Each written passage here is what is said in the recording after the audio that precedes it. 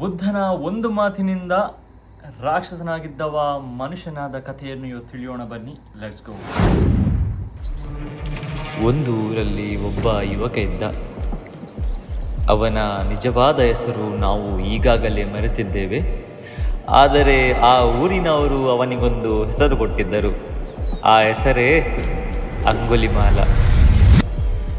ಆ ಊರಿನವರು ಅವನಿಗೆ ಮಾಡಿದ ಮೋಸ, ಹಿಂಸೆ ಅವನನ್ನು ರಾಕ್ಷಸನಾಗಿ ಬದಲಾಯಿಸಿತು. ಆ ರಾತ್ರಿ ಅವ ಅಗ್ನಿಯ ಮುಂದೆ ಪ್ರಮಾಣ ಮಾಡುತ್ತಾನೆ. ನನ್ನ ಜೀವನಕ್ಕೆ ಬೆಂಕಿ ಇಟ್ಟಂತಹ ಈ ಊರಿನ ಜನರ 101 ಜೀವ ತೆಗೆದು ಅವರ ಹೆಬ್ಬೆರಳನ್ನು ಕಡಿದು ತನ್ನ ಮಾಲೆಯಾಗಿ ಮಾಡಿಕೊಳ್ಳುತ್ತೇನೆಂದು ಪ್ರತಿಜ್ಞೆ ಮಾಡುತ್ತಾನೆ. ಹೀಗೆಯೇ ದಿನಗಳು ಕಳೆದವು. ಅಂಗುಲಿಮಾಲನ ಭಯ ಊರೆಲ್ಲ ಹರಡಿತು. ಯಾರೆಲ್ಲ ಆ ಕಾಡಿನ ದಾರಿಯಲ್ಲಿ ಹೋಗುತ್ತಾರೋ ಅವರನ್ನೆಲ್ಲ ಕಡಿದೆ ಹಾಕುತ್ತಿದ್ದ. ಹೀಗಾಗಿ ಆ ಕಾಡಿನ ದಾರಿಯಲ್ಲಿ ಯಾರೂ ಹೋಗುತ್ತಿರಲಿಲ್ಲ. ಕೆಲವೇ ವರ್ಷಗಳಲ್ಲಿ 100 ಜನರನ್ನು ಕೊಂದು ಹಾಕಿದ. ಇನ್ನು ಕೇವಲ ಅವನಿಗೆ ಬೇಕಾಗಿದ್ದದ್ದು ಕೇವಲ ಒಂದೇ ಒಂದು ಜೀವ. ಆ ಜೀವಕ್ಕಾಗಿ ಅವ ಆ ಕಾಡಿನೊಳಗೆ ಅವಿತು ಆತುರದಿಂದ ಕಾಯುತ್ತಿದ್ದ. ಅಷ್ಟರ ಹೊತ್ತಿಗೆ ಆ ಊರಿಗೆ ಗೌತಮ ಬುದ್ಧನ ಆಗಮನವಾಗುತ್ತದೆ. ಗೌತಮ ನಡೆಯುತ್ತಾ ಆ ಕಾಡಿನ ದಾರಿಯನ್ನು ಹಿಡಿಯುತ್ತಾರೆ. ಆಗ ಅಲ್ಲಿನ ಜನರು ಬಂದು, ಸ್ವಾಮಿ, ದಯಮಾಡಿ ಆ ಕಾಡಿನ ದಾರಿಯಲ್ಲಿ ನೀವು ಹೋಗಬೇಡಿ, ಅಲ್ಲಿ ರಾಕ್ಷಸ ಅಂಗುಲಿಮಾಲ ಇದ್ದಾನೆ. ಆಗ ಬುದ್ಧ, ಯಾರವ ಅಂಗುಲಿಮಾಲ ಅಂತ ಕೇಳುತ್ತಾರೆ. ತಾನು ಕೊಂದ ಶವಗಳ ಹೆಬ್ಬೆರಳನ್ನು ಕಡಿದು ತನ್ನ ಮಾಲೆಯಾಗಿ ಮಾಡಿಕೊಂಡಂತಹ ರಾಕ್ಷಸ ಈಗಾಗಲೇ 100 ಜನರ ಜೀವವನ್ನು ತೆಗೆದಿದ್ದಾನೆ. 101ನೇ ಜೀವ ನೀವಾಗುವುದು ಬೇಡ ಸ್ವಾಮಿ ಅಂತ ಕೈ ಮುಗಿದು ಕೇಳಿಕೊಳ್ಳುತ್ತಾರೆ. ಆಗ ಬುದ್ಧ, ಓಹೋ ಹಾಗೆಯೇ, ಹಾಗಾದರೆ ನಾನು ಅವನ ಪ್ರತಿಜ್ಞೆಯನ್ನು ಪೂರೈಸುತ್ತೇನೆ. ನನ್ನಿಂದ ಅವನ ಪ್ರತಿಜ್ಞೆ ಪೂರೈಸುತ್ತೆಂದರೆ ನನಗೆ ಖುಷಿಯಲ್ಲವೇ? ಜನರು ಬೇಡ ಸ್ವಾಮಿ, ಹೋಗಬೇಡಿ ಎಂದು ಹೇಳಿದರೂ ಗೌತಮ ಬುದ್ಧ ಅವರ ಮಾತನ್ನು ಕೇಳುವುದಿಲ್ಲ. ಅವರನ್ನು ಸಮಾಧಾನ ಮಾಡಿ ಆ ಕಾಡಿನ ದಾರಿಯನ್ನು ಹಿಡಿಯುತ್ತಾರೆ. ಕಾಡಿನ ಮಧ್ಯೆ ಹೋಗುವಾಗ ಅಂಗುಲಿಮಾಲ ಕತ್ತಿ ಹಿಡಿದು ಬಂಡೆಯ ಮೇಲೆ ಉಗ್ರರೂಪಿಯಾಗಿ ಕುಳಿತಿದ್ದಾನೆ. ಬುದ್ಧ ಅಂಗುಲಿಮಾಲನನ್ನು ನೋಡಿ ಸಹ ನೋಡದ ಹಾಗೆ ಮುಂದೆ ಹೋಗುತ್ತಾರೆ. ಆಗ ಅಂಗುಲಿಮಾಲನಿಗೆ ಆಶ್ಚರ್ಯ, ಏನು, ನನ್ನನ್ನು ಇವ ನೋಡಿ ಸಹ ನೋಡದ ಹಾಗೆ ಹೋಗುತ್ತಾನೆ? ಅಷ್ಟೊಂದು ಅಹಂಕಾರವೇ ಇವನಿಗೆ ಎಂದು ಅವರ ಮುಂದೆ ಬಂದು ನಿಲ್ಲುತ್ತಾನೆ. ಏನೋ, ನಿನಗೆ ನನ್ನನ್ನು ಕಂಡರೆ ಭಯವಿಲ್ಲವೇನು ಅಂತ ಗದರಿಸಿ ಕೇಳುತ್ತಾನೆ.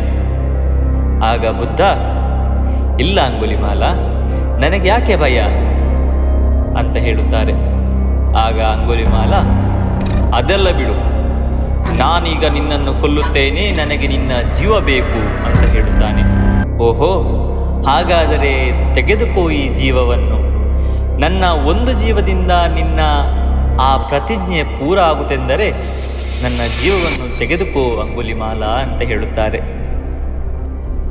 ಅಂಗುಲಿಮಾಲನಿಗೆ ಆಶ್ಚರ್ಯ, ಏನು, ಇವನ ಪ್ರಾಣ ತೆಗೆಯುತ್ತೇನೆಂದರೂ ಸಹ ಇವನಿಗೆ ಭಯ ಆಗುತ್ತಿಲ್ಲವೇ ಅಂತ ಶಾಂತರೂಪವಾಗಿ ತನ್ನ ಮನಸ್ಸಲ್ಲೇ ಎಣಿಸಿಕೊಳ್ಳುತ್ತಾನೆ. ಆಗ ಬುದ್ಧ, ಅಂಗುಲಿಮಾಲ, ನನ್ನನ್ನು ಸಾಯಿಸುವ ಮುಂಚೆ ನನಗೊಂದು ಕೆಲಸ ಮಾಡಿಕೊಡುವೆಯಾ ಅಂತ ಕೇಳುತ್ತಾರೆ. ಆಗ ಅಂಗುಲಿಮಾಲ, ಏನದು ಹೇಳು ಅಂತ ಹೇಳುತ್ತಾನೆ. ಅಗೋ, ಅಲ್ಲಿ ಕಾಣುತ್ತಿರುವ ಆ ಮರದ ಕೊಂಬೆಯನ್ನು ಕಡಿದುಕೊಂಡು ಬಾ ನನಗೆ ಅಂತ ಹೇಳುತ್ತಾರೆ. ವೇಗವಾಗಿ ಹೋಗಿ ಆ ಮರದ ಕೊಂಬೆಯನ್ನು ಕಡಿದು ಬುದ್ಧನ ಕೈಯಲ್ಲಿಡುತ್ತಾನೆ. ಆಗ ಬುದ್ಧ, ತಗೋ ಅಂಗುಲಿಮಾಲ, ಈ ಕಡಿದ ಕೊಂಬೆಯನ್ನು ಹೋಗಿಬಿಟ್ಟು ಇನ್ನೊಂದ್ಸಲ ಆ ಮರಕ್ಕೆ ಜೋಡಿಸಿ ಬಾ ಅಂತ ಹೇಳಿ ಕಳಿಸುತ್ತಾರೆ. ಅಂಗುಲಿಮಾಲ ಎಷ್ಟು ಪ್ರಯತ್ನ ಪಟ್ಟರೂ ಆ ಕೊಂಬೆಯನ್ನು ಆ ಮರಕ್ಕೆ ಜೋಡಿಸಲು ಆಗುವುದಿಲ್ಲ. ಆಗ ಅಂಗುಲಿಮಾಲನಿಗೆ ತಾನು ಮಾಡಿದ ತಪ್ಪಿನ ಅರಿವಾಗುತ್ತದೆ.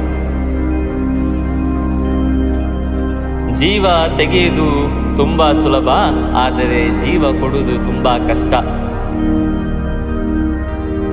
ಯಾವಾಗ ಈ ಮಾತು ಅಂಗುಲಿಮಾಲನಿಗೆ ಅರಿವಾಯಿತೋ, ಅಂಗುಲಿಮಾಲ ಬಂದು ಗೌತಮ ಬುದ್ಧನ ಕಾಲಿಗೆ ಬೀಳುತ್ತಾನೆ.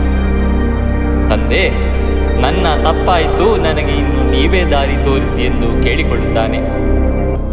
ಆಗ ಗೌತಮ ಬುದ್ಧ ತನ್ನಲ್ಲಿದ್ದ ವಸ್ತ್ರವನ್ನು ಅವನಿಗೆ ಕೊಟ್ಟು, ತೆಗೆದುಕೋ ಅಂಗುಲಿಮಾಲ, ಯಾವ ಊರಿನ ಜೀವ ತೆಗೆದಿದೆಯೋ ಆ ಊರಿಗೆ ಇನ್ನೊಮ್ಮೆ ಹೋಗಿ ಅಲ್ಲಿ ಭಿಕ್ಷೆ ಬೇಡಿ ನಿನ್ನ ಹೊಟ್ಟೆಯನ್ನು ತುಂಬಿಸಿಕೊಳ್ಳಬೇಕು ಅಂಗುಲಿಮಾಲ ಅಂತ ಹೇಳುತ್ತಾರೆ. ಬುದ್ಧನ ಅಪ್ಪಣೆ ಪ್ರಕಾರ ಅಂಗುಲಿಮಾಲ ಆ ಊರಿಗೆ ಹೋಗುತ್ತಾನೆ. ಮೊದಲಿಗೆ ಎಲ್ಲರೂ ಅವನನ್ನು ನೋಡಿ ಓಡಿ ಹೋಗುತ್ತಾರೆ, ಯಾಕೋ ನಮ್ಮನ್ನು ಕೊಲ್ಲಲು ಬಂದನೆಂದು. ಯಾವಾಗ ಅಂಗುಲಿಮಾಲ ನಮಗೆ ಏನೂ ಮಾಡುವುದಿಲ್ಲ ಅಂತ ತಿಳಿಯಿತೋ, ಆಗ ಅಲ್ಲಿನ ಜನರು ಕಲ್ಲಿನಿಂದ ಹೊಡೆದು ಸಾಯಿಸಲು ಪ್ರಯತ್ನಿಸುತ್ತಾರೆ. ಇದನ್ನು ನೋಡಿದ ಬುದ್ಧ ಮಧ್ಯೆ ಪ್ರವೇಶಿಸುತ್ತಾರೆ. ನೋಡಿ, ಇನ್ನು ಮುಂದೆ ಇವನು ನನ್ನ ಶಿಷ್ಯ, ಇವನಿಗೆ ಏನು ಮಾಡಬೇಡಿ ಅಂತ ಹೇಳಿ ಅಂಗುಲಿಮಾಲನನ್ನು ಅಲ್ಲಿಂದ ಕಳಿಸಿಕೊಡುತ್ತಾರೆ. ಈ ರೀತಿಯಾಗಿ ರಾಕ್ಷಸನಾಗಿದ್ದವ ಮನುಷ್ಯನಾಗಿ ಬದಲಾದ ಕಥೆ.